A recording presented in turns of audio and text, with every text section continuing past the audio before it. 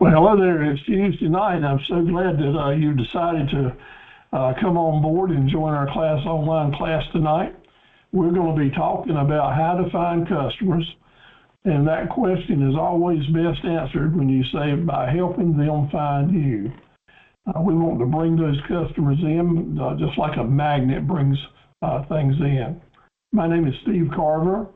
I'm speaking with you from my home office and studio here in Dunn, North Carolina. My presentation number 1113. And so glad to be on board with you. Got the wrong date here. It's March the 12th. I am not a lawyer or a tax advisor. I'm just a fellow that's been in business a long time and happy to share my experiences with you and help you avoid some pitfalls. Maybe give you some strategies to help you make money and have less stress. Isn't that nice? My advice first advice is before you make an important decision that you just aren't certain about, get a second or third opinion. And a good place to do that is having a friendship and a relationship with your local small business center and with the directors there, because they indeed can give you good sound advice. And if you ask them questions they don't know the answer to, they've got a huge network of people that they can contact to help you move along. We're being sponsored in this course, this 12-hour course by the Small Business Center at Nash Community College in Rocky Mount. And Ruthie Holloman is our director, and she is just a piece of dynamite for small business folks, helping them get started. She is really good. So if she is in your area, I suggest that you schedule a meeting with her and then keep the relationship going on because she's always there for you. It's just like having a free counselor at no cost that's confidential and has your best interest in mind. So it's really good to have that opportunity, and I suggest that you take advantage of it. If you'd like to set up an appointment, you can call her at 252-451-8344 and set up an appointment and go check base with her, or maybe she'll come to you depending on where you're located, and y'all can talk business.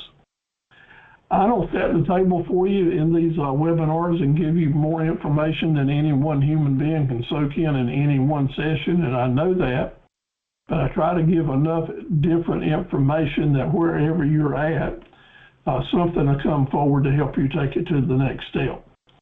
You're invited just to come and take it in and enjoy the ride, eat your supper, sip a glass of wine while we're going along, and don't worry about a thing.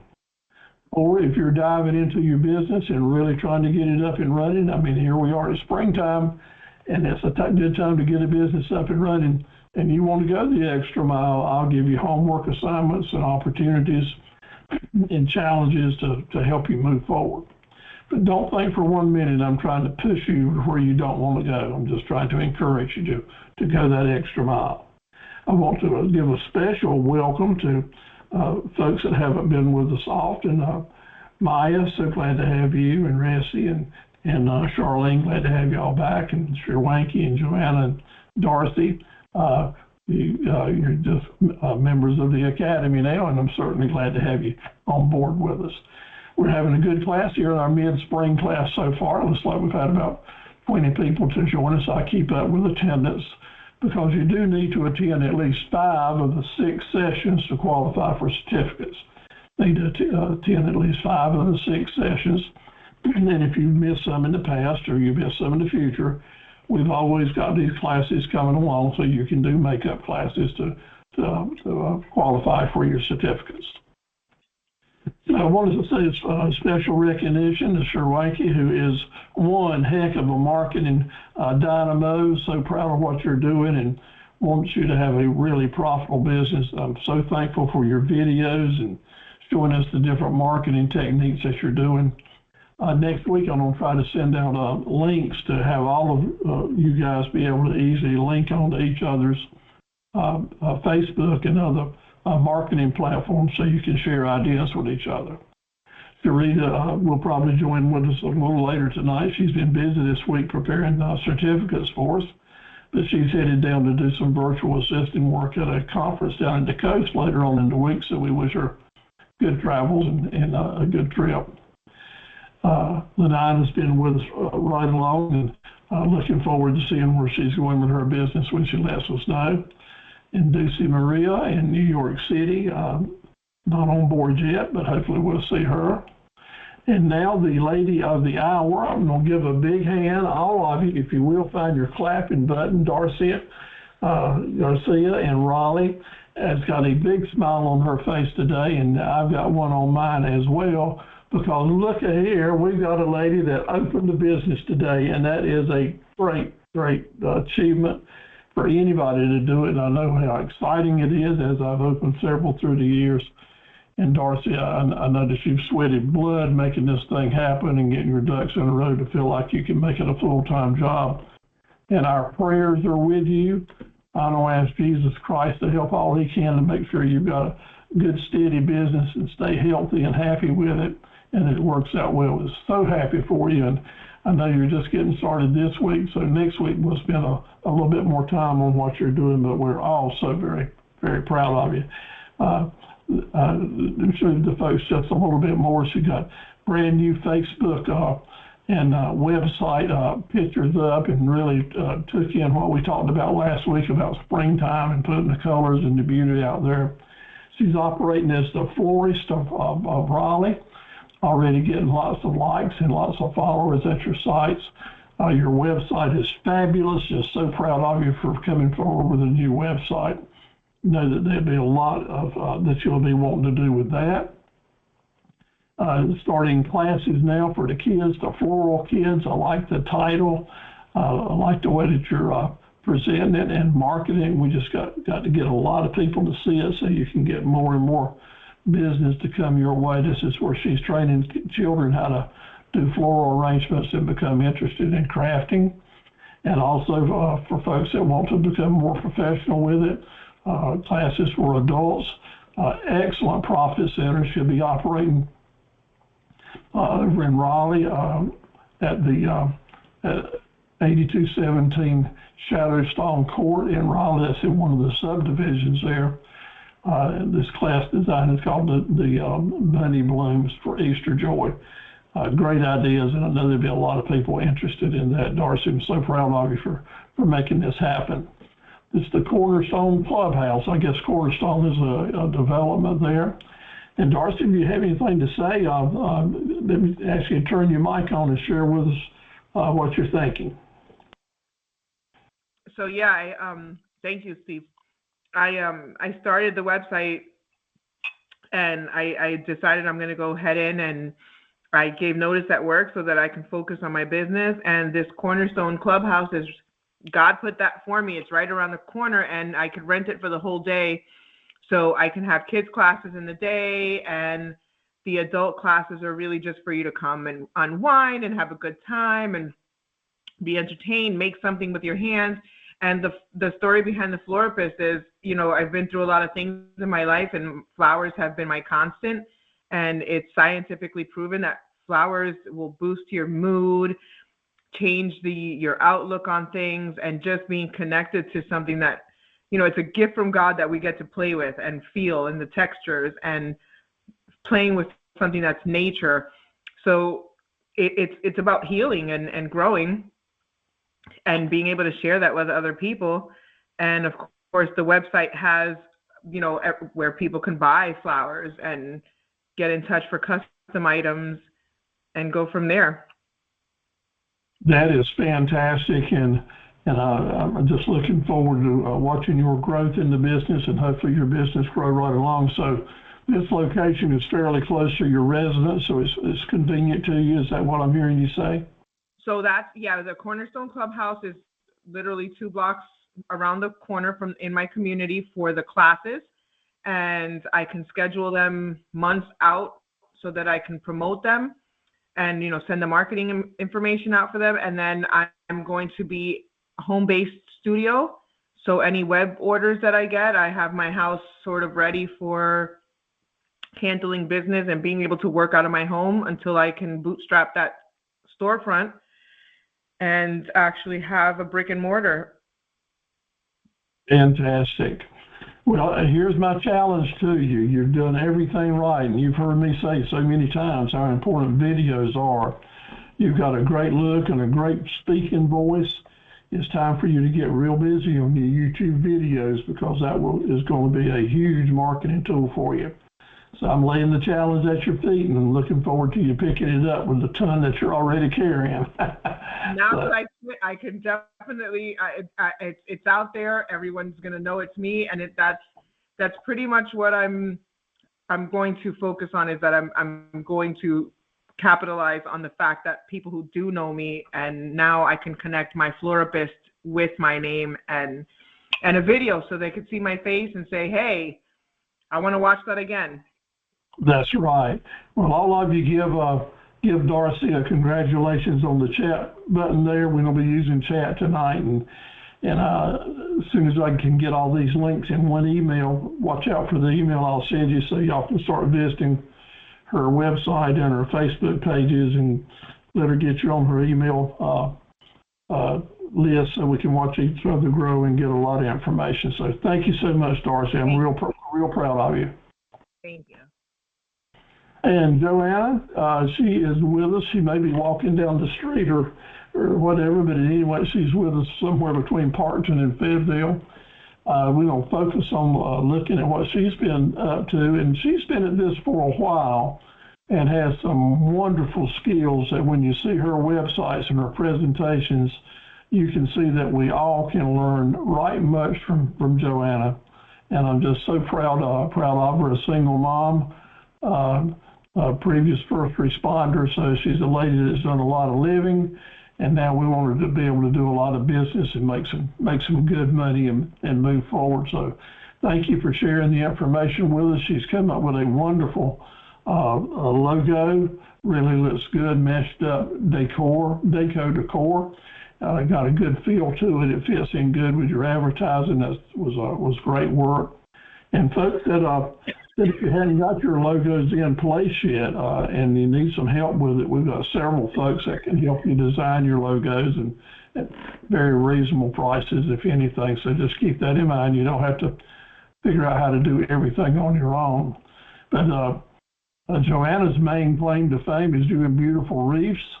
A few samples here in front of you, and she's just really good at her, got a good clientele that follows her, and we want to help her grow that business and go for it.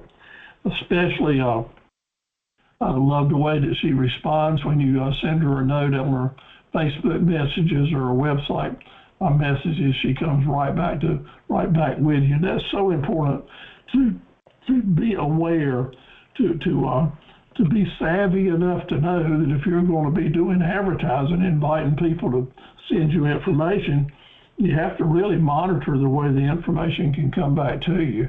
So keep that in mind, if you would. But she's got her profit centers laid out, which includes wreaths, event decor, which is special and ties right in with what Darcy is doing with her flowers, is making yourself available to set up the decorations for people that are having special events, parties, anniversaries, weddings, things like that. Let folks know that you'll come and take care of it for them, and they won't have to do it. Joanna's doing gravestone arrangements with a great idea. I got a system where you can easily pay her and she do money. It's so important that you make it easy for your customers to do business with you, and she's done that really well. Now, if you just want to go see her products, she's got a couple of places where her products are being displayed that you can go by. The Front Porch Southern Decor in Hope Mills, established a place for crafters. She has products in there that are for sale. And also down in Lumberton at the gallery, another gallery situation where vendors can set up with their booths and show their wares. She's got two places that you can do this now. It's really important for anyone that is selling craft work that you find a way to display your products so that people can see it, whether it's on restaurant walls or bars and grills or different stores, maybe even furniture stores, places that sell outdoor furniture, places that sell doors. Indeed, you might be able to offer some decorations there for them, or from some table centerpieces, and they allow you to put up a gallery with your samples and or your advertising on them, where they either just let you advertise or possibly even sell your products for you. That's going to be a key for anyone selling crafts, no doubt about it. But Joanna's done a good job with her Facebook work. Like for you to visit her work there as well, see what she's up to. So let's remember to take your businesses to the next level, to get outside your neighborhood and your community. It's going to take web pages for people to go visit. And you either take a chance that they find those web pages by what we're going to talk about tonight, or you take it up to the next level by having a database of email addresses that you're sending them in their email. When they open it up, your web page is in front of them. So that's why the database email marketing becomes very, very important. And if, whatever town you're in Central or Eastern North Carolina, I've got a large group of email addresses that I will be glad to share with you, provided you're ready to take them and put your campaigns to work. I only ask that you don't give them or sell them to anyone else, because I'm sharing with you names of people just like yourself that have been to the webinars and the seminars and members of the Academy. But I'll be glad to share those with you to help you move your business forward, and with folks who understand how important it is to do business local. So let's talk about what we can do to, as you and I, because my business is always changing too. We need to get if you will send me your website links, your Facebook pages, personal photos, product photos. Go ahead and get your business on Google established. Know that the YouTube videos will be just like the fuel in your car. You can go buy a NASCAR race car and have the fastest car on the track, but if it doesn't have fuel, it's not going to win any races. And I'm telling you, you can have the nicest website that you can possibly have. You can have a great product line with great pricing, but if you don't have YouTube videos and you do not have an email database to help people find those web pages, then you're not going to win this race. So that's just plain talk. So let us help you with it. Let us encourage you to do it. Now today, you all that have been in class before got a lot of emails from me. They may be in your spam, where I sent you samples of how to do your mission and vision statements. And that's really important for you, plus how to do videos, information on that, how to get testimonials. There's a lot of information in those samples that I sent to you today, so take advantage of them. You'll be getting a survey from the Small Business Center asking you to report on how good or bad this presentation is tonight. I'd appreciate it if you'd fill it out. And of course, the nicer things you can say, I appreciate them, but if you need to say something otherwise, I'll understand and encourage you to do that as well. Okay, we're meeting 6:30 in this session, and we've got tonight plus 2 more sessions to go in this course. And after that, we'll take a week or so break, and then we'll crank back up and do Wednesday nights. It may be either Tuesday or Thursday, but I'll be letting you know. But after we finish this course, we'll take a little break and start another one with 7 sessions, going over basically the same stuff. But you all know I change them every course to make it interesting for folks that are doing repeat classes. And of course, you're always welcome to do that. My job is to motivate you and to try to encourage you to get to the next step that you want to get to. I'm not pushing you, but I will be assertive, because no one in the room becomes motivated unless someone in the room is assertive. So that is my job. So I'm going to try to do my best at it. Ruthie has already mailed you some study guides, but some of y'all who maybe did not or pre-registered didn't get these study guides, I will email them to you tomorrow. That's the complete program tonight with lots of good information there, including homework assignments. and some links there to where pop-up events are happening this spring, and for how you can find them and get in touch with them. There's one little story in there about the ship coming in. You might enjoy that as well. So your homework assignments are there, and you can look over those at your convenience, and we'll be talking about them as we go along. Next week, we'll be talking about the basics of bookkeeping and how it will help you become a better owner. Also, some basics in the skills of negotiating and forecasting, which are really, really important. So I look forward to working with you then. And then the following week, right before tax season, so it's a good time to do it, we'll be talking about the small business issues that small business owners need to know about taxes and record keeping, audits and dealing with the government, and also some real valuable secrets about selling and closing deals. Leave a message there. Excuse me. It's my time of year, so I have to leave my phone on so I can get my messages as they come in. That one was coming in from Prairie, Texas. How about that? All right, let's get started now. Words of the week. We've been working on these right along. Y'all that have been with us, be thinking about it, and I want you to write them in. What were the words for the first 3 weeks? Week 1 started with an S. Week 2 started with an M. Week 3 started with an A. So let's go to those chat buttons and write those words in. Okay.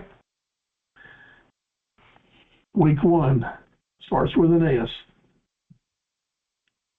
There's your Wanky coming in. You can go in and write down all 3 if you want to. Darcy's got them just right. That's right. Everyone join into the chat. We don't have a right many chat opportunities tonight, and you will enjoy it and get used to it, and it's right much fun. Anyone else going to come in? There's your way. There we go. So week 1, the word shrewd. We really need to be up our game in being shrewd as entrepreneurs and keeping our own business going on. Shrewd meaning being savvy, clever, brilliant, just taking it up to the next level of mindfulness. Word 2, mindfulness. That is having a constant awareness and being focused and with the attention and trying to maintain the perception to understand what our customers are saying to us, to be not just watching what's going on around us, but reading the tea leaves, learning to read between the lines, being mindful. The third word, assertive, and I just used it a while ago. That is being aggressive and self-assured and being willing to motivate others. Yeah, we know how hard it is sometimes just to motivate ourselves with all we've got going on. So we want to do that and pay attention to how we can help other people and kind of, I don't say push them along, give them a little pat, encouragement, because we all need that from time to time. Your customers are going to need it. You're going to need to be assertive with getting business from folks and asking for orders. So just knowing that's going to be a real important part. Shrewd, mindfulness, assertiveness. And tonight, we're going to add another word, endurance. Endurance is so important for all of us as entrepreneurs because it is staying in the game, having the ability and the intestinal fortitude to stand up to the adversity and the hardships of keeping a small business running. It's the ability to keep hanging in there even though things get stressful from time to time. Endurance to win this race. And my friends, in entrepreneurship, to win the race, you simply just need to stay in it long enough to learn the little tips and the secrets and get your business DNA in such a way that you can move forward and have a good marketing plan so that you'll know what's headed your way. So I need more information about you and what you're doing in your business. Do not hesitate to send me questions. We just love to help you any way that we can, so stay in touch. Your introduction videos will be one of the most money-making things you ever do that costs you absolutely nothing. What you want to have is a good, friendly introduction video. I'll send you mine that I use for my company, and I'll help you dress it up and polish it if you want to, but you can do it right on your phone and send that file to me, that MP4 file that you do a video on your phone. Keep it less than 20 seconds, just really short, big smile, saying who you are and what your business is all about. You make that happen, we'll do it for you. Again, let's keep motivating. Drill skills, you got a handout each week with 40 drill skills in it with 30 videos that you can watch where I pay attention on. One of the challenges that I offer to everyone is to go to that drill skill sheet, it's a Word file, and type in beside each drill skill how you think this skill will affect you or how you might use it in your business, and you get extra credit when you do that. So we're picking up on number 25. We've already done 24 in the past, so new ones for this week. When you're closing a sale, when you're doing business with your customers, try real hard to get in the habit to know that nonverbal communications are going on all the time. And we want to learn how to send nonverbal communications and to read them and to see which ones our particular customer is using.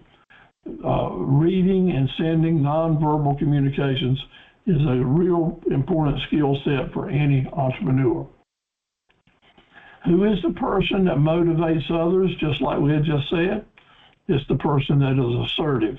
This will be one of your quiz questions at the end of the course. Who motivates other people? The assertive person. Do you want to be the assertive person? You do. Which is a good thing, tax evasion or tax avoidance? Well, I can tell you the good thing is tax avoidance. And when we talk about taxes week after next, we'll get into that. But we need to know how to avoid taxes. That's a good thing, and I'll be teaching quite a bit of that week after next. It doesn't make any difference how many times we get knocked down. It doesn't make any difference how many times people tell us no. What really matters is our ability to get back up, brush our shoulders off, smile, and keep right on asking for the order. Stand up and stay in the race. That's what's important. It's how many times we get back up. Will your legacy be? Your legacy as an entrepreneur. Will you be known as a giver or a taker? And you'll have the opportunity to decide that right away. And every little thing that you do, basically, a number of times each day. I'm amazed in my business how practically every day I can make a decision one way or the other to help me help someone or not. And when you do keep, and it's just in your nature to be a giver, then by golly, it will always come back and you'll be blessed for it. Now, I'm not talking about reaching in your pocket and giving someone money every time they walk by. That's a nice thing to do, but that's nothing to do with what I'm talking about. I'm talking about the way that you offer goodwill, the way that you offer encouragement to let folks know that you do care. Give encouragement, and it will always come back to you in a very positive way. When you're being the best person you can be, you light a candle and you let that candle shine. Letting that light shine is a way that people can see that you are indeed interested in them. You're listening to them. You know what you're doing. You've got some light, and you're willing to share it with other folks. And that's such a nice way to do. You know, when we listened to Darcy talk earlier, and I've never met Darcy personally. I'm looking forward to it, but when you hear someone talk like that, and you can just read in the way they're saying and their expression that they're smiling and they're letting their light shine. So thank you for giving us a great example of that, Darcy, just in the audio that we were hearing.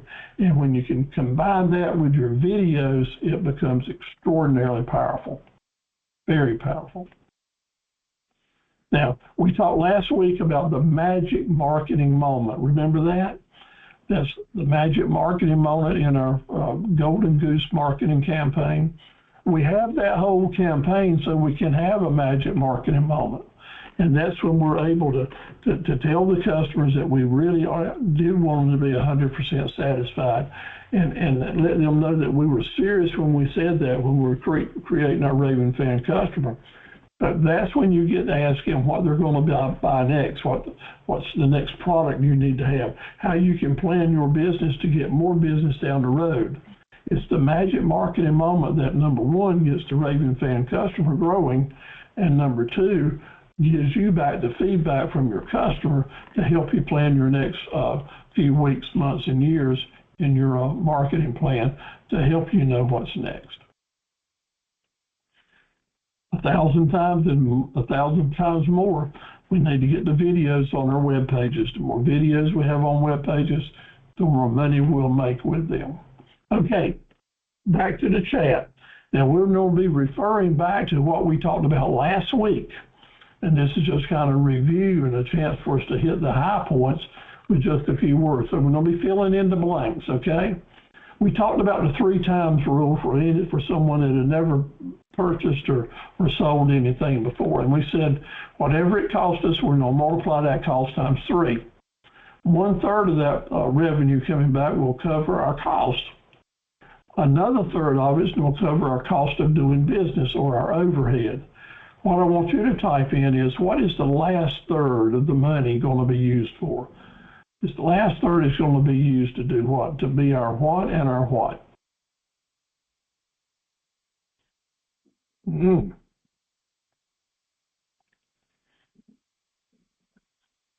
Okay, need to see some chat button. The last 1/3 is going to pay for what? A little slow on this, so I sent you an advance heads up on these questions, so next week I want you to read them better. The last 1/3 will pay for your profit and your taxes. That's why we multiplied it times 3. The first 1/3 to cover your cost, the next 1/3 to cover your cost of doing business, but now we want to make some profit and we're going to pay some taxes. So the answers there would have been profit and taxes. The 27 times rule. The 27 times rule told us that people aren't just going to be buying from you the very first time. People won't be buying from you the very first time. Usually you have to make your presentations or they see your information how many times before they're going to buy something, and they're going to miss it a certain number of times. How many times will they miss it? How many times do people have to see your presentation? 9 times is the answer for that, the number 9. And they're going to miss it 2 out of 3 times. So if they have to see it 9 times and they're going to miss it 2 out of 3 times, we have to have a plan that is saying 27 times we need to have it out in front of the people. So it's important that we try to always remember you just can't run an ad 1 time or 2 times. 3 times is the minimum. And if you got a good long-term plan, then you can run it 9 times and they'll probably be able to see your ad. But if you don't have a good sound marketing plan, it's not going to work. Next question. We talked last week and we're going to talk tonight about SEO, and that's the skill set that it takes to teach you how to put the right text into your web pages. What does SEO stand for? What does SEO stand for?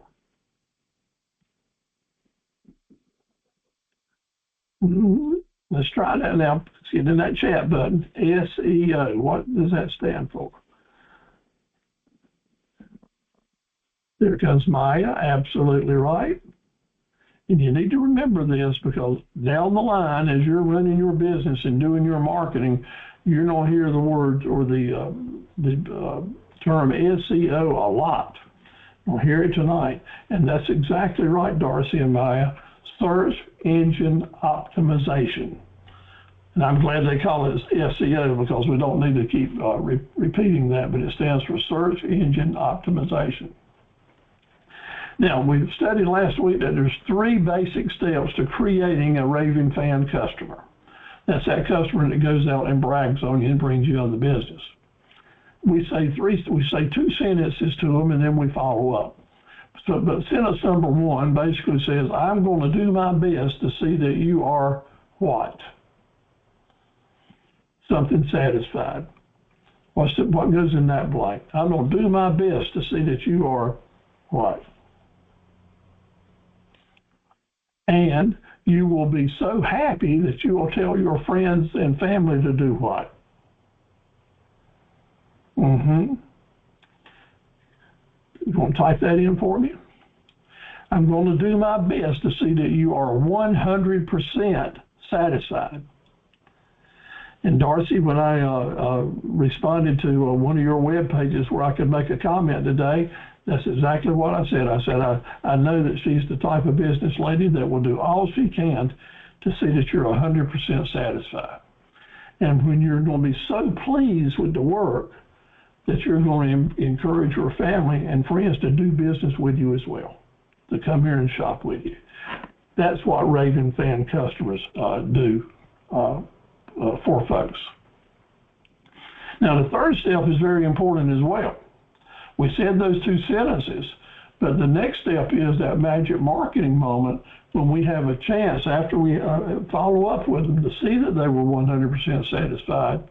In that Golden Goose marketing plan, we have that magic marketing moment where we ask questions about what the customers are going to be doing now.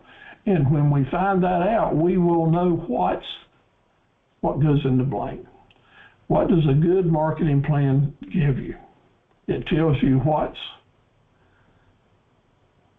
Somebody want to type in the answer to that? A good marketing plan is going to tell you what's next. What's next?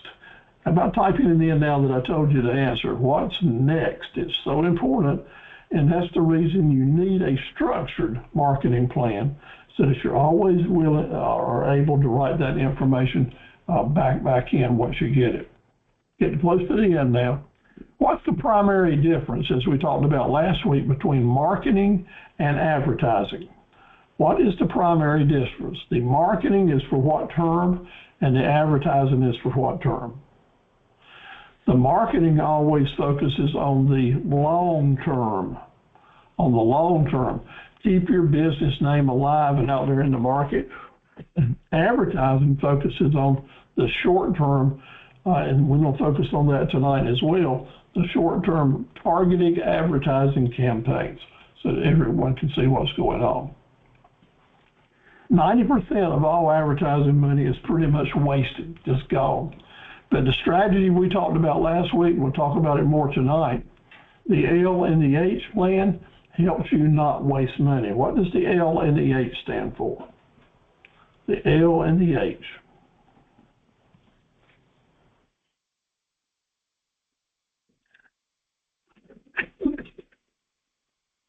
The L stands for the look, and the H stands for the hook. The look and the hook. Have your ads looking good so that people will read them, and the hook means that you have got them hooked with what we're going to call on this page here a call to action. If you plan your ads properly and you put the call to action in there, you'll be able to monitor how good that they're doing, and indeed to make sure that you're not wasting your money, because you'll know if the ad is bringing you in good results or not, and you don't have to guess at it. So thank you for your participation there, and again, I'll be sending you advanced emails with these answers so that you'll be able to plug them right in, because it is a good way to review. Check your emails that I sent to you today. I sent a lot. I think maybe as many as 8 or 9 with different samples of way to get things done. The first one was about your mission, vision, and promise statements. You really want to do that and do it right away, and it'll help you get a good idea. I sent you ads on how to do your videos. I used some of mine as samples for you. How you can take just a plain video and enhance it with words over and images and insert different things in there. And indeed, if you come up with a video and you want me to help you enhance it, I'll be glad to do that for you. I look forward to it, as a matter of fact. I want to challenge all of you to find my page at Facebook, Go to Facebook and type in Steve Carver or Anthony Stephen Carver. You'll recognize my page. I've just got the sun and the clouds up as my profile picture. Please find me, let me know that you're there, send me a message or a like or something there so I know, and that way I'll be able to start monitoring you all like I have been doing with Sir Wanky, Joanna, and Darcy. It's a good way that we can share tips, and I can share information with the rest of our class to help move our businesses forward. The thrust of our business tonight is to help customers find us. Help customers find us. And the way that we want to do that is to create a marketing campaign that is like a magnet that brings people to us so that we don't have to go all over the world chasing folks one at a time.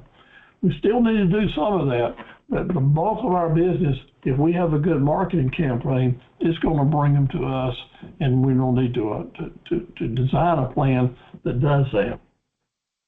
We need to have an idea of where we want to do business. Where can we do business? As I was talking to our crafters tonight, it's really hard to figure out a way to ship crafts out to your customers because shipping costs are so expensive, and folks already have in their communities the big box stores or other crafters that they can buy products from without shipping. Well, a key to having our business really grow is a way to get past that, is a way to make that happen differently. And again, usually the answer to that is figuring out a way to do wholesale business or a way to set up galleries elsewhere, find someone in other communities to run our galleries for us so that you can make items in bulk and get them out there. Another way to do that is going to be to do special orders like y'all are already doing, and then figure out ways to get them delivered or to our customer. That is so important. Or in order to use a U.S. postal system, U.S. mail, with their flat rate boxes, which I use in my business a lot, is very inexpensive compared to other things in the world.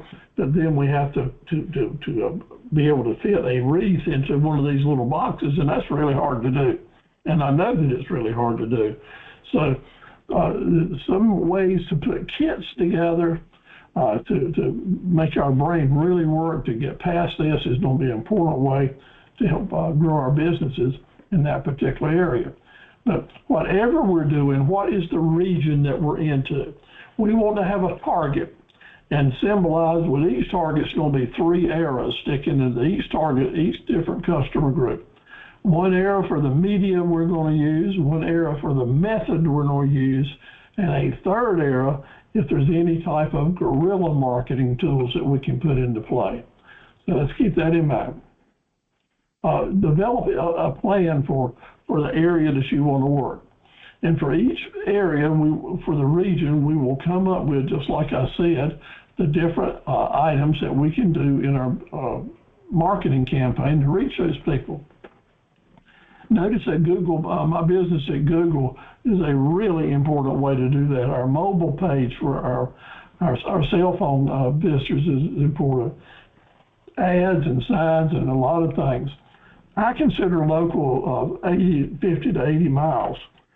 Even if you're delivering product, that may be within the range. That keeps it affordable. So let's think about what region that you are doing most of your selling in, or if you can go nationwide. But whichever it is, we will come up with a plan to make it work. Maybe it's nationwide. We would be using Google Ads, videos, more pages. Lots of times it's the same tools, but we just select different methods of getting it to them so that we don't waste money with that as well. So each customer group is going to be important. Each profit center is going to be important. And then we're going to match our customer groups with our profit centers to move forward. So what is the very most effective way that you can reach out and help customers find you? It happens to be the least costly way as well. What would you think that would be? The most effective way to reach out but still help customers find you? Well, the answer to this question is the easy one. It's your mobile web page. It is how people see you on your telephone. When they find you on the phone, and that's the way 85% of the people are shopping these days is on the phone, what does your mobile page look like? Is it easy to navigate? Is it encourage people to call you right now? Does it give them an easy way to send you a text message or an email? Can they see photos of your main profit centers and click on those and go get more information about them? A lot of you, I am sure, have never found your own business on your telephone. Well, that signifies two things. One is customers aren't going to be able to find you either. That's right. You may be relying on them to find you on Facebook or some other social media. And we need to stop that. You need to have your own presence and your own traffic generator in your name. And now you need to go see what that mobile page looks like. So Darcy, let me challenge you now, and Joanna as well, because I know that y'all are working on websites. Joanna thinking about getting her started. Sure, Wanky, maybe your website is up and running now. But type your website in on your telephone and see what that mobile page looks like. And is it encouraging people to, number one, give you a phone call? Because that is going to be the most powerful way to create a relationship with your potential customer. Once they call you on the phone, and you're used to getting calls and can handle it like a pro, then you are so far ahead of the competition, it's incredible. So make sure that your mobile page makes it easy for customers to get hold of you right now. Not just to look and to scratch around and try to use their fingers to look at different products, but easiest to give you a call, find a good picture, and talk about something. So take that to heed. It is really, really important. I've got mobile pages for several of the things that I was doing. The one I just showed you was for equipment. I also have my books at Amazon. I've got a mobile page for that, web page, make it easy for folks. Number two, what is the second most effective way to help customers find you? And it's kind of the old-fashioned way, but it doesn't cost hardly any money at all. The second most effective way to help customers find you is through your raving fan customers, through customers that have done business with you in the past and love you and like you. This is where it's so important that you are maintaining a database of your previous customers, the folks that you're working in, or your potential customers, because this is a way to stay in touch with them. And if you're staying in touch with them on a regular basis, that means they're going out on a regular basis with you on their mind, telling other people to do business with you. Remember we said we need to keep fresh bait in the water. That's the way we catch customers, the way we catch fish and customers. We keep fresh bait in the water for our customers by sending out constant promotions, constant reminders about we've got this is new, we're ready for this, it's this season, it's that season. We have to keep reminding the customers of what's going on with us, okay? Database is critical for doing that. Number three, kind of a new fashion way.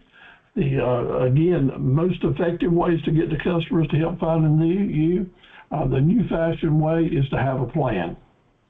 Is to put a plan in effect, a structured plan to help people find you. And part of that plan needs to be to have a My Business at Google account. That is a mini website for you, where you can have photographs, tell your story. People can email you there. People can go to your website there. They can see your pictures. And if you're operating out of a location, can see a map of how to get there. Darcy, getting people to the clubhouse. Right now, you should be able to get a My Business on Google address and put that clubhouse address right in there. Even if you're not having an event, because that location is close to your residence, you could easily have people go there and you drive around and meet them at a certain time or such as that, so that people wouldn't be going to your house. But Google My Business account is a critical way to get people on their telephone punch right in and get directions to come and buy that product right now, to come and see you and use it. I have been using Google, my business at Google now, for less than a year. I had a website and had a listing at Google, but I didn't have the full account, and it has been incredible how much business and traffic has brought my way. So let me encourage you all to do that. Here are some examples of what accounts have done. Some of our friends and associates down in Wilmington with making crab cakes have done it, and it's just incredible for them in just in a few days. Number 4, another way to get almost a free website, because you don't have to invest right much time and a little bit of money in getting your website up. But your My Business at Google account and your YouTube channel are hardly any investments at all, but still major powerful. So during the last 12 months, during the last 24 months, since Google bought YouTube, YouTube has become as an important marketing tool for entrepreneurs and for artists and for so many other things, that it's just incredible how powerful it's become so fast. Many folks will say right now that I don't like Facebook anymore, but I love YouTube. And I'm kind of coming to that conclusion. I have my own YouTube channel. So when you get the videos from me on these classes, and you go to that video, let me encourage you to go ahead and subscribe to my channel and look at previous videos and other stuff to give you lots of good ideas, and maybe some videos on some of you folks that I've helped work on. But your YouTube channel is a way for you to set up a library of different videos on your different profit centers. That's what I encourage you to do. Take each one of your profit centers and set up a video for it. So let's just say that you're doing Christmas wreaths or Christmas doors, and you do a video and you name it. The name of the video is the search term for SEO purposes. That name of that video will help customers find you. So it might be like Joanna might have a wreaths for July the 4th in Fayetteville, Parkton, Whiteville area, or Eastern North Carolina. But titling those videos different titles, you can take the same video and name it lots of different titles so that you are going to attract more customers. Very powerful. That's guerrilla marketing type technique, can go a long way. Sherwanky, I think this might help you a whole lot as well. I see that you're doing a really good job with these little short vertical videos. They look powerful, and I'm interested in learning how to do those myself. But having a full-size YouTube video where you can get a greater message and tell people how to contact you and how to pay you, and focus in for a long term on one of your arrangements, I think will help you a lot and not cost you hardly anything at all. And the more videos you stack up, they stay online forever. So you do it now, and it'll keep working for you as long as you leave that video online. So let's stop thinking about doing these videos and get started on them, okay?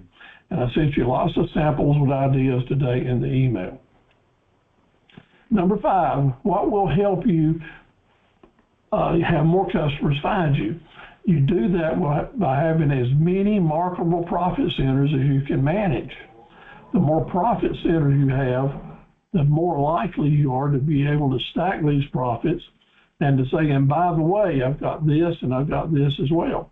Like if someone is buying a product for you for the holiday season coming up at Easter, that's a great example right then for you to say, you want to go ahead and place your order for your July or your fall wreaths to remind them you can do products right now that they can tie together. Let me just take one break, turn this air conditioner off to take back some background joy. Excuse me just a minute.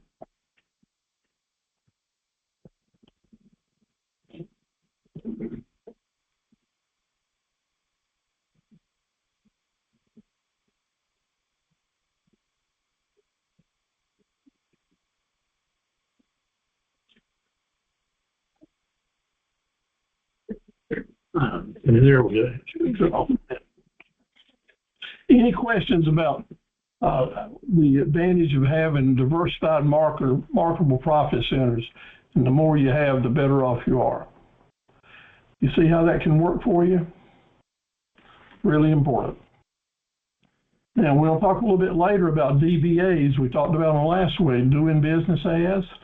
The more marketable profit centers you have, you can multiply those time and time again by using DBAs, doing business as, giving them different names for the same product, but giving them names that the people would search for them with SEO. Number 6, to help us, if we can identify our different customer groups, our different niche markets, and know that this group of people will be searching for my product under a certain name. That's important. And I'll show you how this can play out so that you might have one profit center now that you can name it 4 or 5 different things, even though it's the same product, but people will call it different things, and open yourself up to 4 or 5 different customer groups and just see your business expand and expand simply because you were using DBA marketing. So very important. Next, let's feed that database as soon as you can with email addresses so you can start sending people emails that link them back to web pages. And in the letters I sent to you today, the emails I sent to you today, several of them relate to that about how to have the links coming back to you. So using SEO strategies, I told you we're going to be talking about that. And the landing pages is kind of the game plan for internet marketing. We can have all the web pages and products we want. We can have a whole world full of customers, but what brings that world full of customers to our particular product is SEO and the landing pages that we have. All right? Landing pages, that's the pages on the internet that we have that encourage people to buy something now, give them the prices and a click that they can make. Like when you go to Amazon and you consider buying something, you can shop and you can do this and whatever, but when you hit that shopping cart mode, then Amazon is encouraging you right then to let's buy this thing. The shopping cart is the Amazon landing page where they do the selling. And when, by golly, when you say, okay, here's the order, let's do this thing, automatically down at the bottom of the page, here comes this information up where they're saying, and by the way, we've also got this, this, and this that people oftentimes buy when they click on what you've just done. We can learn from that. We can do that. I do it, and you can do it. Having that, and by the way, power working for you on your landing page will start doubling and tripling your money with the same customers. Now, you will have a handout with SEO written on it. That's one of the handouts I'm saying to you, you really need to read this, because right now maybe you're kind of foggy on what I'm saying, as I was when I read it the first 2 or 3 times. But hang on to this handout and read it enough times that you own it. It's not rocket science, but it is super important and will help you every time in the future that you get ready to put another product on the internet to sell it, because you'll be using SEO strategies instead of no strategy. It's going to be really important for you. So we'll get into that a little bit later on, pretty deep, but the handout is really important for you. So let's talk about that. SEO, search engine optimization, is a skill set or an art form that teaches us right now that it is really, really important,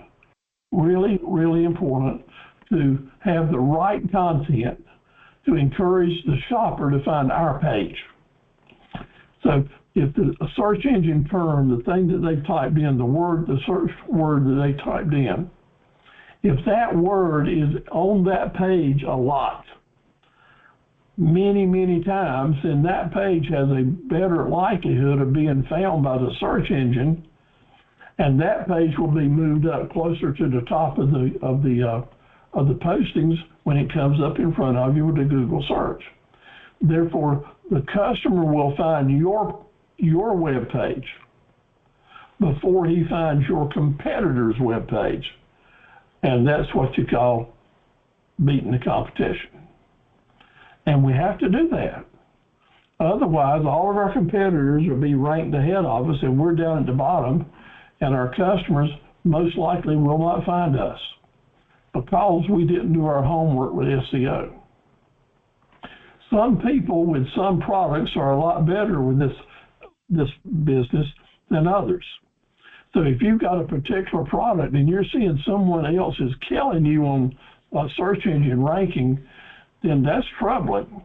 I have that going on right now with me with several of my products, and I've been searching for 3 months to find someone to help me with this certain area of expertise that can help me move my rankings on certain products up closer to the top. It's not easy. It's something we have to stay on top of. And I've gone through talking with at least 6 different contractors about this, and today I got an email from one of them that said they think they can help me, so I'll pursue a conversation with them. Because I'm not going to waste my money until they tell me they can make this happen for me and prove it. So I'll keep you posted on how that goes.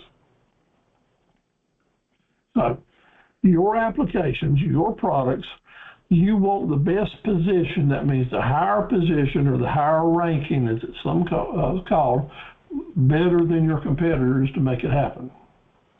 Now, there's some of these things we can do ourselves if you're doing your own web pages. There's some of these things we can do ourselves with the way we have them set up. Some of these items you probably need to talk to a webmaster or get some professional help to make it happen really, really well. So there's 9 primary things. So let's talk about the first 6. The first thing that we can do is to name our web page, the URL, the name of our web page, is to have the name of our web page be the same, have content in that name as the search engine term that people might be looking for that product. So if someone is looking for Joanna's Studio is the search term they were looking for, then the web page they would most likely find first is a web page that started out with the name of the company / Joanna's Studio. So if that would come up higher in the rankings because the content is right on. So we want to remember that, is to try to name our web pages in accordance with our profit centers that people might be shopping for. Next, we probably will need professional help with. It's not an expensive thing to do, but every web page that you have on your website or on social media doesn't mean that that is automatically a mobile page. Just because it's at your website doesn't mean that someone can see that page on their telephone. But a professional person that's setting up your website can take every page at your website and do certain things for it and make it become a mobile page as well. If you haven't done that, then you need to be speaking with someone that can help you with it, because it is critical. It is critical that you can have a great website, Darcy and Sherwanke. You can have a great website, Joanna, but you can't see those pages on the telephone because they haven't been made to be mobile friendly. So look into that and check them out yourself with your phone to see how they come up. Next, the inclusion of videos. Just like when searching on the internet with any other device, the inclusion of videos will really move your ranking up higher by having a video on every landing page. You don't have to have a video on every page of your website, but if you do, it's not going to hurt anything. Take up a lot of space, maybe a lot of work, but especially on your landing pages, you want to have videos there to help the YouTube channel send people right straight to your videos. Now, the word power with search terms, having the content. When I say content of a web page, that means what is the text on your web page. And if within the printed text on your web page, are the SEO search terms, then indeed the more times that search term is within that text, the more times the search engines will find it and more so move it up in the rankings. So you might do a lot of duplicating of text, not because you're being careless or lazy, but because you want to have certain words multiplied many times on your web pages for the SEO benefits of it. And then here's something that really bothers me a lot. A lot of the entrepreneurs have set up their websites and feel like my website will be more interesting or bring more service to my customers if I give them links to other websites that talk about the products that I sell or the things that I do, or for whatever reason you have, you think it's beneficial to have someone come to your website and you provide them or encourage them to go somewhere else. Well, in the basic ABCs, that's kind of dumb, because you have paid money to build a website and you're really interested in that customer buying something from you. For you to invite them or give them a link that sends them away from your website, not a good idea. Now, what you do want to do when they finish with the page you're looking at your website is to give them a link to another page at your website to hold them there.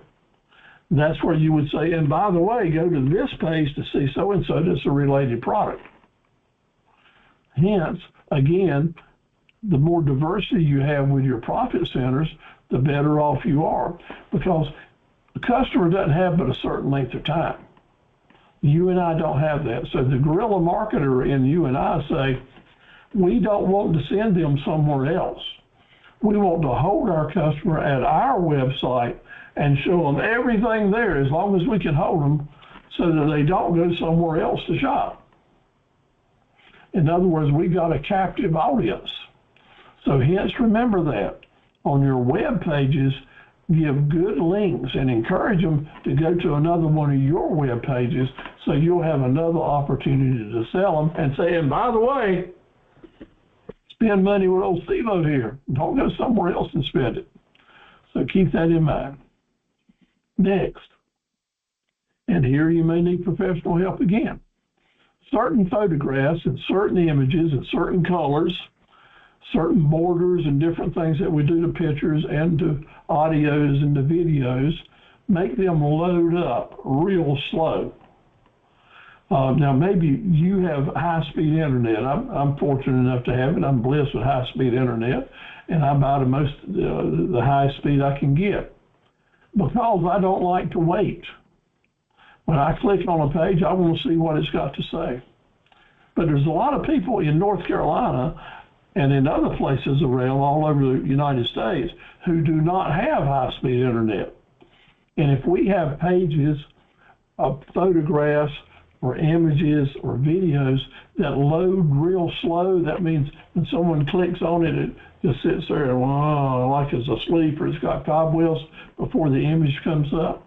If we've got those kind of images on our website, then customers, especially with slow speed internet, won't wait for it. They'll go on. But a good webmaster, someone that knows all about doing websites, will be able to recognize that with their software and correct those problems right away. Maybe tell you need to do something different with this photo, enlarge it or change it or make it a different type. So, but that can be really important for you to hold your customer once they have found your website. So that's the 6 primary factors that people might do. Now, to help people find you with SEO, the term pay per click means that is when you're using a strategy that you're going to offer to the search term engine companies. I don't give them a tip. I'll pay you a little more money if you'll get people to come to my page, look at my picture, or pay attention to me instead of all my competition. I'll pay you more money, a bonus, to send people to me, or I want to be sponsored. I want to pay for sponsorship so that my rankings go up. If you don't do that, the way people find you is called organic. They're finding you just organic because you've done a good job with your SEO practices. But whether you've done a good job with your SEO practices or not, if you're using pay-per-click, possibly you can go up into the sponsored pages, and all the sponsored pages are ranked above all the organic pages. So that's a way to get moving in a hurry. So someone that really wants to get in the marketplace in a hurry and don't want to wait for the search engines to find your pages, and you've got to work on them a long time. Somebody that's got budgeted a few extra dollars to help do a jump start to a certain profit center or a certain campaign that you've got going on, pay-per-click may be the answer. But old Steve-O's telling you right now, you've got to be careful with this, because these people don't have your credit card number. You're going to establish a budget, but you need to understand what you're getting into before you move forward with it. And the easiest place in the whole world that I know of to begin to understand pay-per-click is at Facebook. Because at Facebook, you can boost your ads. You can pay Facebook a few extra dollars, and that they will send your ad onto other people's screens, depending on where they are, how old they are, and what they're interested in, and you get to determine that. In other words, you can specify who your audience is and where they are. And right down to the penny, you can specify exactly how many dollars and cents you want to spend boosting this particular ad. Pretty amazing and very effective. However, there's several things to be careful for. Make sure you understand that the budget works per day, that you're monitoring that very carefully, that you do a few ads and see how it goes for yourself, and you're always keeping a constant monitor on your credit card account. Because at Facebook and at other places where you're giving them your credit card information for continuing being able to charge your account on a daily or monthly basis, that's the accounts that the hackers love to find.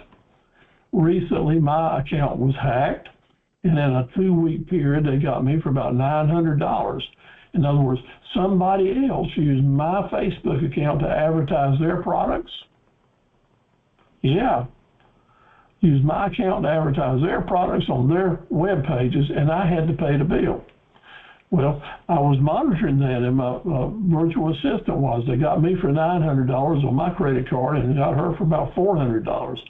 We were able to get most of that credited back, and the credit card companies reverse those charges, but not all of them. So if we hadn't been monitoring it real close, we had a chance of losing a lot of money there, and that doesn't make me happy. And therefore, I want to tell you, yes, boosting can help, especially a new company getting started, but boosting with anyone or pay-per-click with anyone can become very dangerous and very expensive if you don't stay on top of it. Some folks will actually hire a manager to look after that for them, and sometimes that's not a bad idea, but I don't, and you can handle it, and you've got the warning now.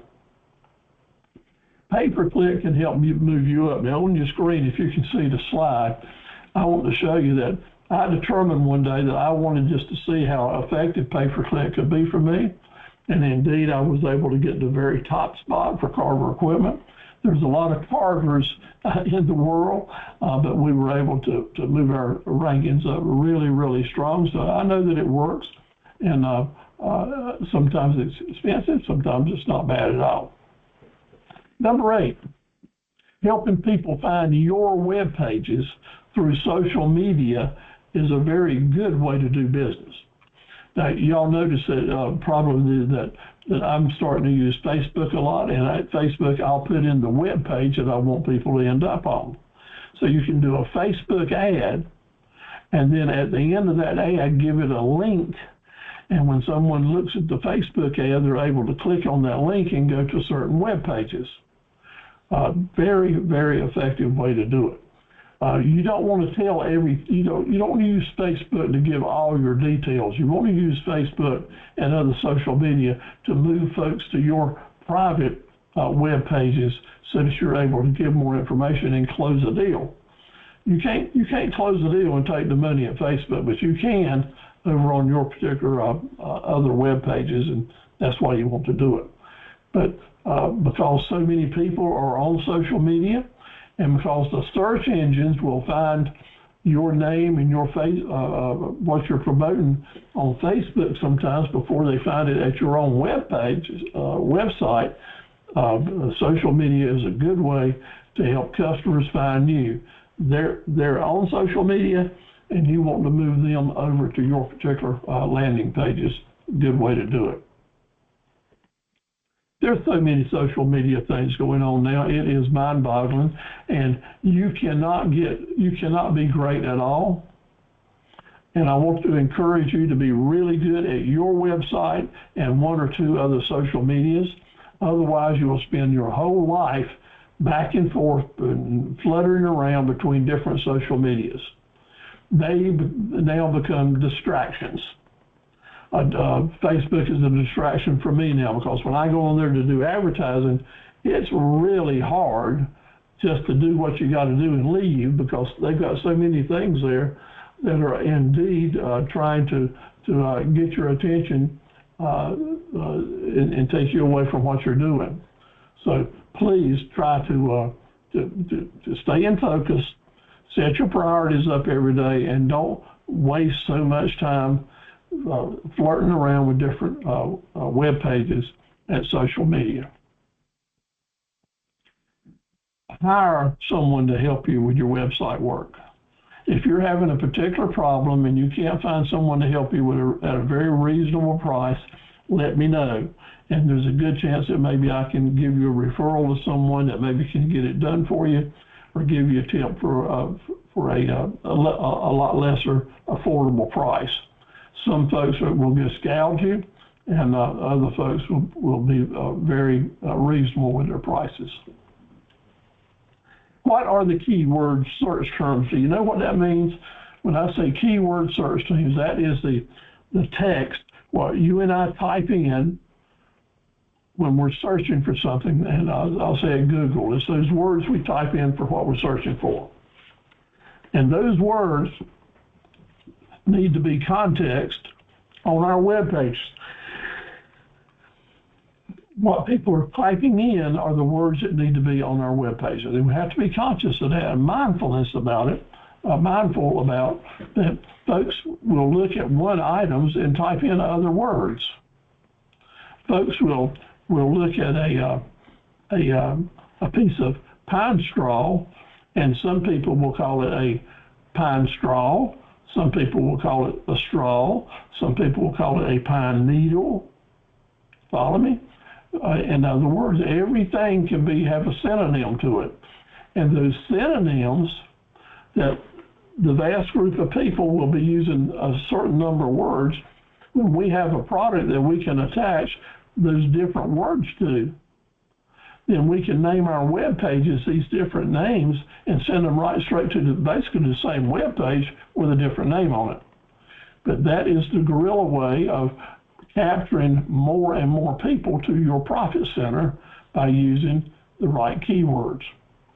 Now, those keywords have to be on your web pages. That's the content. That's how SEO works. That's how search engine optimization works, is that you have a large number of the same words that the person is searching for, and then they will find it. Now, here's a tip. Save you a lot of time and energy. And you may say, well, how in the world am I knowing what other people are going to call other things? What are the different keywords that someone might use for something else? Well, Google and the internet answers your questions, because there are websites there that do exactly that. That's what they're there for. And if you see on your screen, you just type in choose the right keywords, or main difference between this keyword and that keyword.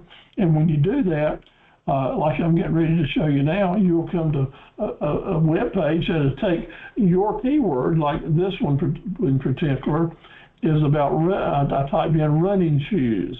I was pretending I was going to be in the shoe store business, and I wanted to type in running shoes. And I said, okay, Mr. Google and Mr. Website, tell me the different keywords that people might use if they're looking for running shoes. And not only do they give you a long, long list that you can copy those list of words and put on your web pages, but they also tell you, like over on the right-hand side of your screen, how many people use that keyword per day. People looking for running shoes typed in Brooks shoes 280,000 different times a day, the day that I did this shot. So it tells you which keywords are most popular. It also gives you a good idea, if you're a retailer, on what are the most popular brands that you might want to keep on the shelf. Because if you're selling something that the manufacturer is doing a good job selling themselves out in the world, then you won't have to do as much advertising and have a lot more customers coming to you simply because you had the right brands. So here's a word to the wise. There's three different kinds of shoppers. Those that are going to buy cheap, cheap, cheap. Those that will buy in the middle and let you make some money. And those that want to buy the most expensive thing in the market. So it's a good idea for you to offer a variety of products to catch all three different types of customers. And a good way to find out which brands are doing best is right here on these search terms pages, because it'll tell you who's shopping for how much, okay? So you'll take these different words that you've learned that people are looking for running shoes. You'll take these different words and you'll decide which ones maybe will suit your marketing plan and plug those words into context, printed words on your different web pages. That's right. And or you might name your web page differently according to what these search terms are. So picture with me, you may have a certain web page with a wreath on it. And on that wreath, it might be called front door wreath, holiday wreath, Christmas wreath, $25 wreath, Raleigh wreath, the different things that people might ask for when looking at that same product. You may have all those different search terms printed on that page, and you may have a web page for each one of those search terms, even though the rest of the context is the same. And you might have a video looking at that particular wreath. That is, you run the video one time and then you re-record it with the different names of the wreaths, titles of the videos, so that SEO will find it faster. Very, very good marketing, guerrilla marketing strategy. How to do those keywords and use DBAs when you're doing it. So look down at the bottom here and you'll see a good example of how I have plugged in just a number of keywords down at the bottom of these pages. Just a number of keywords down at the bottom. This is things that I know people shop for, and I've got these things at my website, so I just loaded that page down at the bottom with keywords. Nobody in the world cares about that. Nobody is looking at that or reading it. Anybody that does look at it and read it for a time and say, I wonder why I did that, or they will have been to a SEO class and they know exactly why I am loading my page with content words. Good way to get people to find your different web pages. I'm loading my page, like here's an example, with different towns, such as that. Now, right now, at all my web pages, I've got every major town in America listed down, every major town, probably 300 to 400 different towns. Very fine print down at the bottom of the page, not hurting a thing. Why? Because the search engines will send people to your page if you've got the name of their town that they're located in. So that could help you out a lot. Now, especially with the crafters that we have that need to shop locally, that would mean at the bottom of your web pages or at the bottom of your Facebook ads, you might just list down every town where customers are likely to buy, that you'll be able to make a sale in You'd list down all the towns, Darcy, you'd list down all the communities in Wake County and Johnston and around in that area.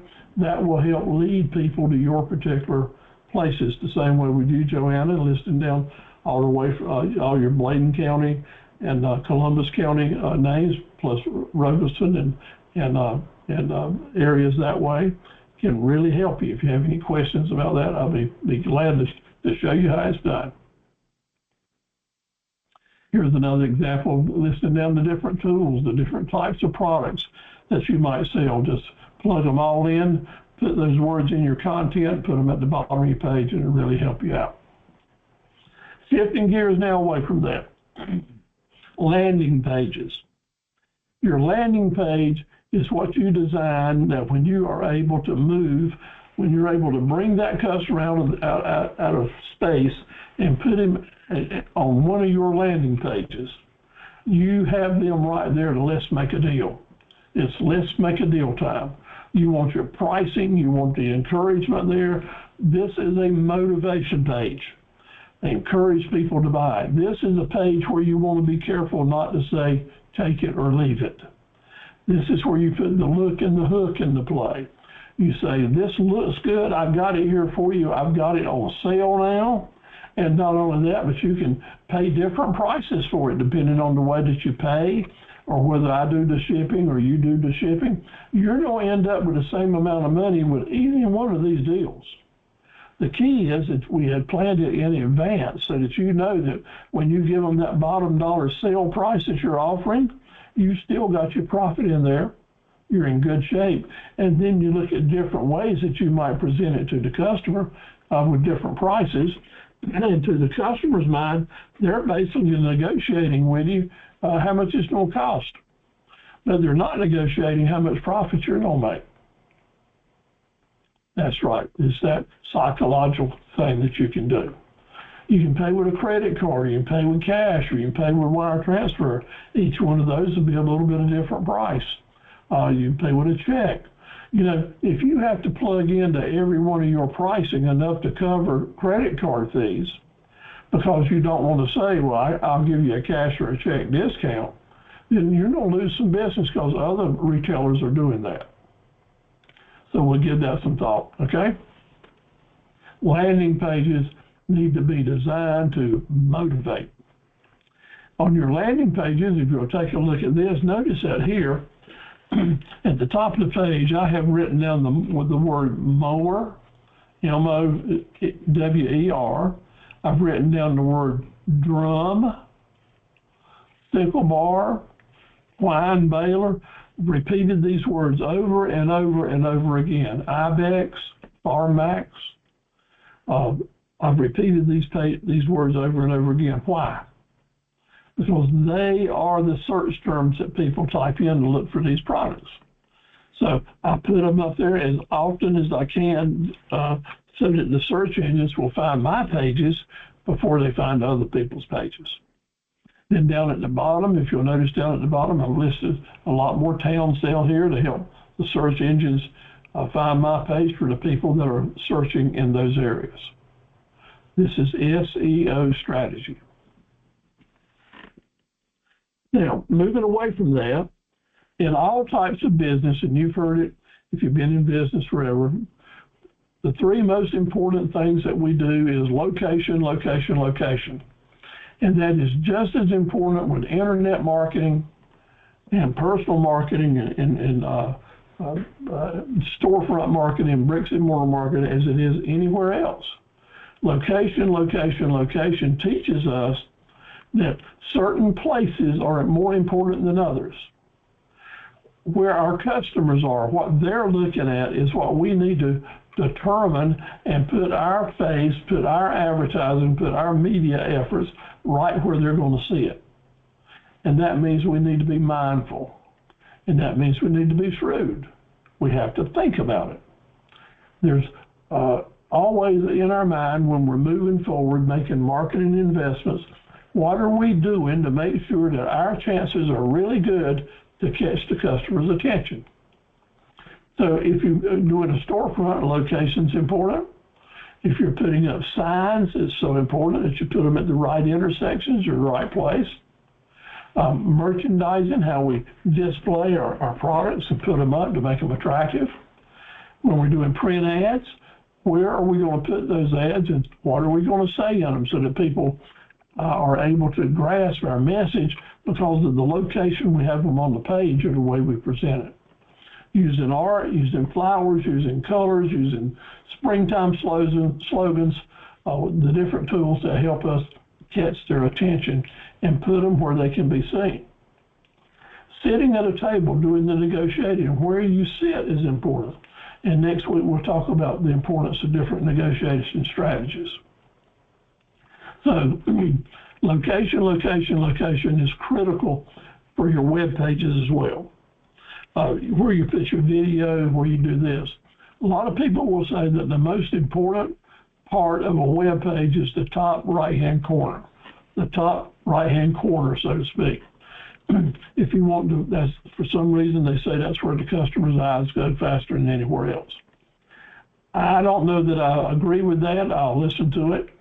But what has helped me more than anything else is across the top of my web pages at carverequipment.com, I've got a slideshow all the way across the top. And every 4, 5, 6 seconds, a different slide will come up. A different slide presenting a different profit center or a different message that I want to send. So wherever anyone is on my 1,700-page website, they're looking at those slides all the time. And to me, I'm saying, I'm showing my profit center so that maybe they're not looking for it, but they'll see that and know to keep searching until they find it. Put lots of good messages there, and it's been very effective for me. And my webmaster who works for people all over the nation tell me that when his other customers see that home page that I have, they start copying it. And that's a compliment for me, a lot of things. I do a lot of things different there that really work well. So you might want to visit carverequipment.com. Not that I expect any of you to be interested in the farm equipment that I sell, but to see how we're making those presentations and trying to give the customer something kind of exciting to look at. So let me invite you to visit there to get an idea for this location. We want to have a plan. We're going out to help customers find us, so let's have a plan. And I've got a simple 5-star sales plan here that I'd like to share with you.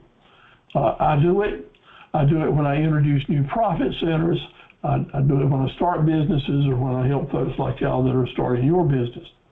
So first thing, identify your profit centers and try to have those profit centers designed in such a way that they relate to each other for upsells, that you can sell one thing and then recommend people buy something else to go along with it. Identify your seasons. Seasons, as we talked about last week, are so important. The spring season is just starting now, and that is a renewal of people interested in buying and getting ready for the new year and moving forward in so many different ways. What is the seasons that your business will do best in?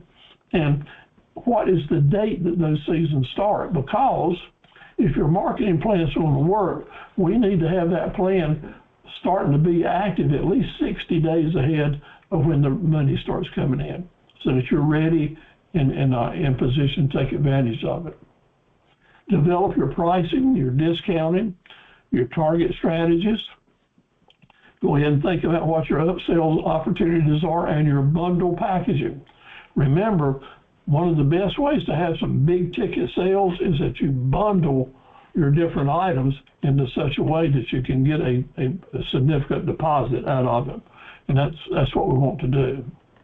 Go ahead now in advance and start working on your YouTube videos for the seasons that's going to kick in 60 days from now, because those videos need to have been online for several weeks before that season starts, so that the people will have seen it and think about it, and when they're ready to pull the trigger, you're going to be the ones that are on their mind, or you're going to be the video they go back to. Those videos need to have look and hook features in them, so that when they watch the video, they enjoy it. But number two, they know that hey, I need to go ahead and do this right now. The season's here, and Sherwanky's got certain deals in place now that I want to buy it now and save some money. Start running and boosting and displaying and sending those emails out in advance. If you wait till the season starts, people will have already made up their minds that first half of that season and made purchases before you got in the game. Get in the game is what we're saying to do. So how do you go about doing these 5 things? Your website, making sure we've got mobile-friendly pages and our landing pages are powerful. We're on Facebook with personal and business pages and getting as many friends and likes as we can and learning how to share and set up different pages to move things forward. Visit my pages, Steve Carver, Carver Equipment, the Academy, 360 training, lots of pages that I can send to you, and you can do the same thing. You can have as many linked pages as you want to without any extra cost right at your Facebook pages. If you need to, let's use Craigslist and eBay to promote people coming to your pages. And again, and again, and again, get you a YouTube channel because that is a new cutting-edge website for people buying everything. And do your YouTube videos and name those titles so that the search engines will find those items in your video title and send them right straight to your YouTube channel. That is so powerful, and the people that know that's working are the ones that are really experiencing upsells that they hadn't known before. And I want you to be a part of that family. So finding the customers. How are we going to do it? We're going to select the media for each group. We're going to select the method to put that media in play and think about guerrilla marketing strategy to help us get there. We're going to do that with each customer group that we do. But now I want to tell you a little secret. And a lot of this sounds like noise. I know that. I'm just telling you all this stuff that you got to do this and you got to do that. And I know how noisy that may sound. But every bit of it's the truth. There's just so many options, different things we can do that we can do. There's more things that we can do than we have time to do it. And knowing that, I wanted just to stop and ask us to take a deep breath and think for a minute, because there's one thing that we can do because of all this noise that gets us in trouble, and that is we leave a customer group out. We didn't spend the time to think about who our different customer groups are, the different stores down the street, or the different veterans group, or the different friends that we have, or all these people in a certain church where we've got connections, or people in a certain town. We didn't think about them. We didn't think about I'm in the business of doing decorating. Maybe I can do more decorating at retirement homes or at senior citizen centers. Certain groups that can maybe make a big difference in your business. Let me explain that. When we allow a group, when we allow a marketing group of people or a niche market to fall through the crack that we don't spend any attention to them at all, then we are basically saying, I don't want your business. You're not important to me. And sometimes a group of small, a number of small groups may be more important to you than one large group. We don't ever want to say, what, put our eggs in one basket? Well, this is kind of an example of that. When a bricklayer is laying brick, and I don't know if y'all have ever had a chance to be around a building where people were laying brick, but, you know, a building's got hundreds of thousands of bricks in it. But the bricklayer, when he lays every brick down, there's a certain number of things they do with every single brick. First of all, they make sure the mortar is the right mix. It's got a good sticky to it. And then they lay it down and make sure there's the right thickness of mortar, because that's like the glue there, right? And then there's two factors is that this brick wall's got to be perfectly level from right to left. It needs to be level. And also it needs to be straight up and down so that the wall is straight up and down and not wavy. Because if it's wavy and it's not level, it will fall down on its own. Remember, this mortar they're putting in there is like a liquid, like a paste, somewhere even more thin than peanut butter.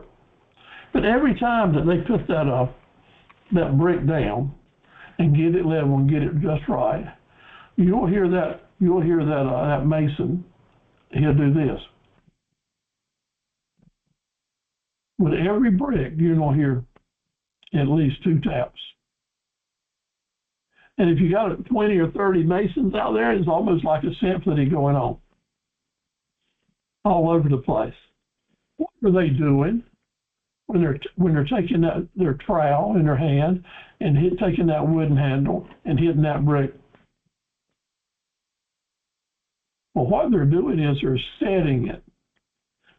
setting, setting that brick into the mortar, making the mortar stick to it evenly. And that brick will be there. They can go on to the next one. But they're not going to leave a single brick before they got it just right and hit it twice. Our message here is we want to appreciate every single customer and do our best to make sure they become a raving fan customer. We're not going to be in too big a hurry not to take the time to make that customer feel welcome, to give them an extra message of hospitality, to take the time to get their email address and their contact information so we can put them into our database, to take the time and ask them to fill out a registration card, and for doing that, they'll be part of a drawing and maybe win a prize. To take the time to smile and tell them, I really appreciate you coming by, and we want to make you 100% satisfied, so you'll tell your friends and neighbors to come back here too. That's called setting the brick. Every customer is really important, and we have to remember that. Now the slide is showing you 2 horses, nose to nose at the end of the horse race. The one on the back side is about 6 inches ahead of the one on this side. They're both fabulous horses, and they have run 2 miles around the circle to get back here. But the one back there, that's just a nose ahead, is going to win $1 million. And the one out here, all practical purposes, is going to win a bale of hay. And the only difference in those 2 horses was the skill and the strategy, probably, that the riders had, the jockeys. The jockey in the back knew just the right way to encourage his horse to keep that nose, that head sticking out straight, or to take a little longer step. How to sit in the saddle to move it forward. Yeah, the horse won the race, but it was enabled by the jockey. Little differences made all the difference in the world. And in our small businesses, when we look at the end of a month or the end of the year, if we'd have had one more deal, if we'd have had 1 or 2 more profitable deals, we'd have been in black ink, but we didn't, and we have lost money. Maybe not much, but we lost money. And what was the difference? It was the way that you ran your business to take care of all the different customer groups that you can get 1 brick here, 1 brick there, 1 brick here, and they kept coming in maybe in small numbers, but they added up being a very nice building, a very nice profit. So we don't ever say that we just want large orders, because a lot of dimes end up being $1. And if we're just out here chasing big deals, you may not be successful at all. But if you diversify your customer groups and your profit centers, you'll have a lot better chance of having winning deals coming in every month of the year. Maybe some months won't be profitable, but others will carry you over the load. And one critical way to make sure of that is to diversify and have more profit centers that people are shopping for different times. When you're looking at your different customer groups, do a target. Name who they are, who they possibly are. Vacationers, Marine families, Army families, people on the telephone, people all over the place. And we'll name these different customer groups and put them on a target. Let me share with you, one of the best customer groups that you can go after are new people to your community, because they're not loyal to someone else already. So if you've got ways to get into welcome wagon or real estate folks to help you find people that are new to the community, or that you're noticing that when folks move in or whatever, that you get one of your brochures to them and create a relationship with an email. That's a good way for entrepreneurs to get new business. If you're in a vacation area, you want to find out what the roads are that people go here and there. Now, several of you may be interested in, because you are in the right area, the White Lake Water Festival is coming up in May, and they have a huge area out there for pop-up booths and vendors to come and display. And this year, one of our graduates from the academy last fall is the manager of handling all the pop-up events. So if you have an interest in learning more about that, then I'd certainly invite you to be there. I'll be down there because that's where our campground is. But if you have an interest in going to White Lake with a pop-up booth, let me know. Also, in the email that I've sent to you, or will be sending to you, there are links to where the events are for pop-ups all year in North Carolina. It tells all about them, how to get in touch with them. So if you're interested in getting into that, either going and buying product or products that you want to sell, I've got some good information for you to tell you where the events are. A really good website called the North Carolina Festivals and Events. List it all down and give you lots and lots of information if that is one of the marketing tools that might help you and your business. So they tell you where the festival is, how much it costs vendors, who to get in touch with, and just all the information you'll need. So the media, the method, and the guerrilla marketing are the tools that we always know that we need to play in. Whether it's cell phone generated, print media, social media, signage is really important. You're thinking about signage, and that can help you out so much in so many ways. Different ways to help customers find you. And signs can be as useful as finding an old billboard that no one's using. Talk to the owner of it. They may give it to you for a year or two if you just freshen it up and make it something worth marketable. So if you're riding past something that looks like this and you want to change it, and talk to the people that own it and maybe do a good job with it. A little folded up paper on the mailbox flags is on the right here. Is a good guerrilla marketing tool. Costs you almost nothing, but you can go into different areas, just drive through, have a child with you. You got children that need something to do in the afternoon, let them ride with you and put these little flags on mailboxes. That is not against the law. Putting it inside the mailbox is, but sometimes that's a good way to get your flyer out. Very, very inexpensive. If someone gets mad and don't particularly like it, that's part of doing business. Just move on and don't worry about it. Maybe you want to co-op some ads with some other folks in your area. Get a big billboard and share the cost of it. That is a really smart way to do business, something you might want to think about. In your handout that I'll be sending to you, that will give you lots of methods and strategies to figure out different ideas that help you with different groups to do it, and I'm so glad to do it. Remember, try to get a Google Maps locator on your web pages to help people find you. That is so important.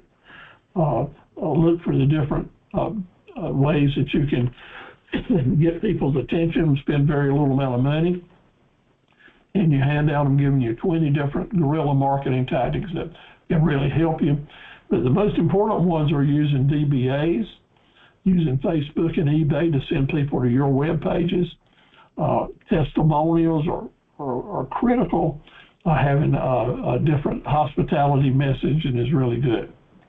A good example of DBAs, if you want to see them play, is just go to the grocery store and go down the breakfast aisle. You'll see the word catalogs there, and we've all heard the word catalogs. They're one company, but they got 76 different DBAs.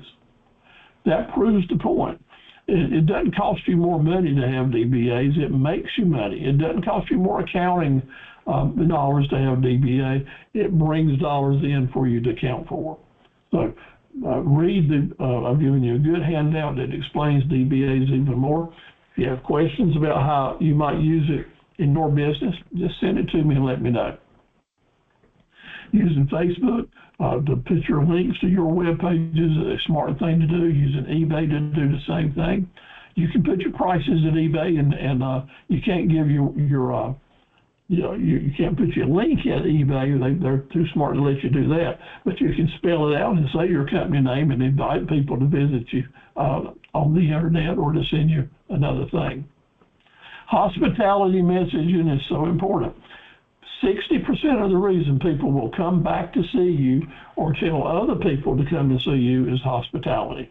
So let's look into that really strong. I've got a really good study guide about the power of hospitality. I'll add that into what I email you tomorrow. Let's get those testimonials out there. I sent you an email today that helps you see how to do testimonials, and several of you have sent testimonials to me for this series and or to the Small Business Center. That's a good way to get extra credit at the end of the course, but it's also a good way to learn how to write a testimonial so that you can show other people how to do it as well for you. We do really appreciate that, and I'll send them on, and it will help the Small Business Center continue to fund these programs. Develop a plan for each customer group. Who are they? Identify who the different groups are, and let's get a target for them, and then we'll talk about how you're going to be in touch with them. Visitors and vacationers are really good. To find out, to be able to reach out to new people coming to your community, then you might want to find there's a welcome type book for almost all larger towns in North Carolina. A certain company does these welcome visitor magazines. That might be a good place if you want to spend some money to reach people that haven't found a supplier yet, at least to get started with your business and to find out how this all works. So look for those welcome magazines. It might be a good place for you. If your business is one that might benefit from road advertising, billboards, look at the different roads that people are using to come through and to your particular area, and then you would pick out the places. If we're going all over the United States, then there's a whole different style of methods that we would use to go to get those folks. So let's do that. Now, here's one thing I need to say, and it may take me just a few extra minutes. We may go a minute or two over. But there are people that you know will make good customers for you. They own businesses or they do certain things that they could use your products. But you know who they are, but they don't know who you are. And they don't care about you right now because they're happy with who they're doing business with. They may have people at their door that they're greeters or their secretaries or welcome folks that are there to keep you from seeing the decision maker. And these people we call the gatekeepers. And most entrepreneurs hate gatekeepers because they say, he's trying to keep me away from the person I need to talk to. Well, that's true. But here's what you have to do in guerrilla marketing. You have to accept the fact that you're going to get that company's business, and you're going to keep going back till you do. Well, with that attitude, these gatekeepers need to become your friends. So set up on your calendar, on your schedule to visit with them every month. Bring a little, some candy or a tip or something to hand to them, a little flower. Start remembering their names and start creating friends. These people will become your raving fan customer and recommend you one day when the opportunity opens up. But you can't give up on them. If it's a company you know is going to give you some good business one day, that's a good thing to do. I went to a hospital to visit a friend in Charlotte a number of years ago. And we got there a little bit early before visiting hours and decided, my wife and I, to go to the McDonald's and get a cup of coffee and a McMuffin. We went in there, and at every table in that McDonald's, there was a little flower arrangement.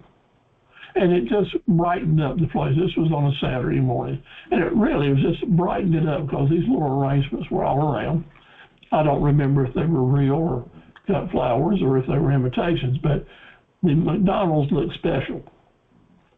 And we learned, kept looking, that there were some placemats there, some advertising, there were some other items that told us those flowers were there because the florist nearby provided them to that McDonald's, and the florist was right next door. And indeed, people who saw those also asked to find out where the florist was maybe, and left the McDonald's, went right in there, bought the flower arrangements before they went up to the hospital. all put together. I thought that was a smart marketing tool by that florist. They put their advertising in a way that lasted and was meaningful. It brought them instant gratification with more business. So look for the different ways that you can reach out to the customers that you need and create friends.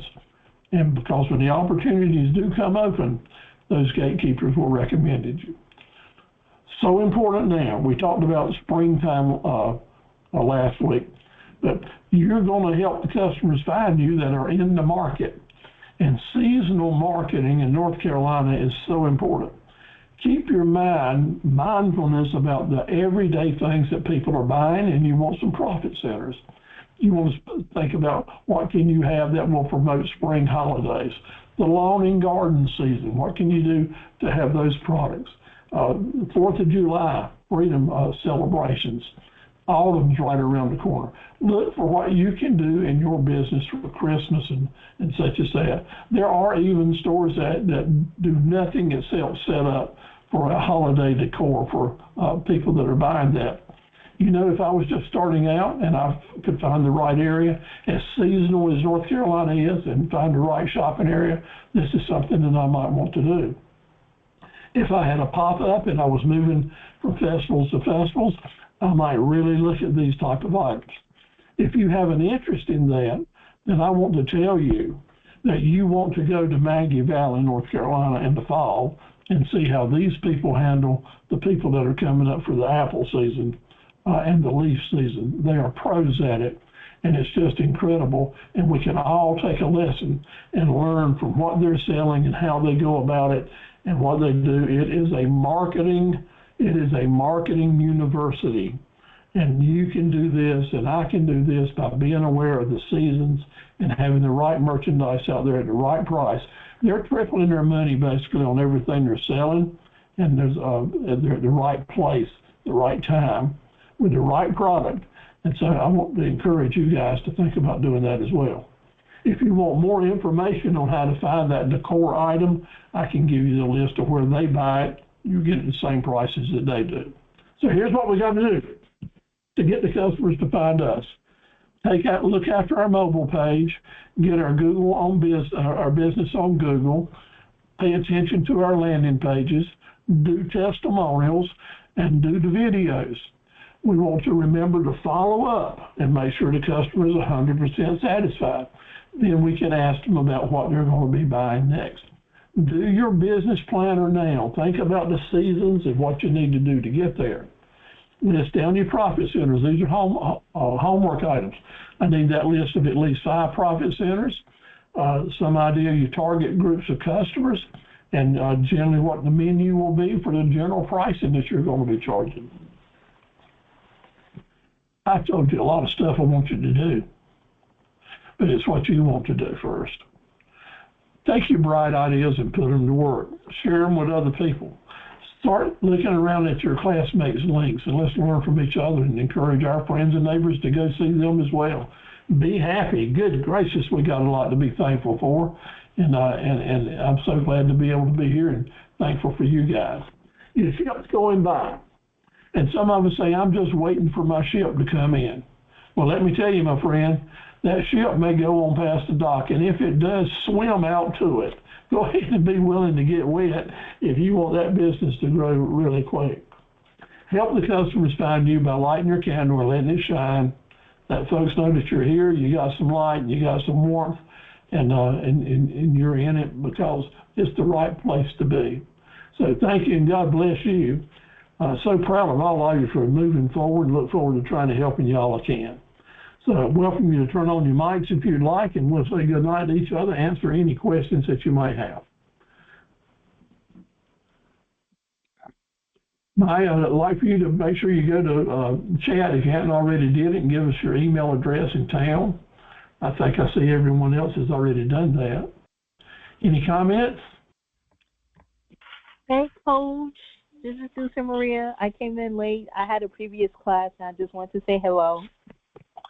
Well, Susan Maria, we're glad to see you, and I hope everything is going well for you in New York City. Thank you so much. It surely is. And I hope for the same thing for you in North Carolina. Yes, ma'am. Send me some more information when you get your thoughts right on your business, okay? Yes, sir. Will do. Good. Everybody say hello to Sarita. She's with us tonight down in Clinton, getting ready to go to a conference at the beach. But she's just finished up our certificates for the last semester, and I'll be mailing them out tomorrow. Thank you, Sarita, so much. You're welcome, Steve. Good. Thanks for sending me. Pam called me today, so thank you. Oh, well, good. I hope you can help her with her business cards and her labels. Yes, sir. Good for you. Thank you. Thank you.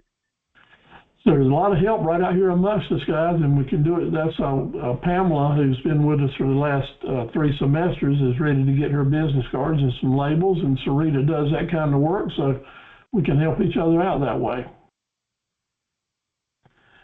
Do we have Sarita's email or website on here, or how do we get that? Just look at chat and just send her a message on chat, or send me an email and I'll hook you up.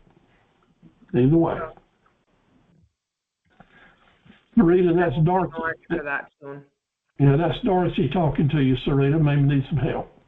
Okay. I'll drop my email in the chat. Great. Good for you. All right, Reese, thank you for being with us, and Maya. Good to see y'all tonight. And not having anything else, let me say God bless you. I hope you have a great week. Look forward to getting lots of information from you. This is our last week in talking Chamber of Commerce marketing and fun stuff and reaching out. We're going to get down to more basic business management skills for the next 2 weeks and wrap it up. So look forward to having you back for those as well. So good night, everybody. Take care, and God bless you. Good night.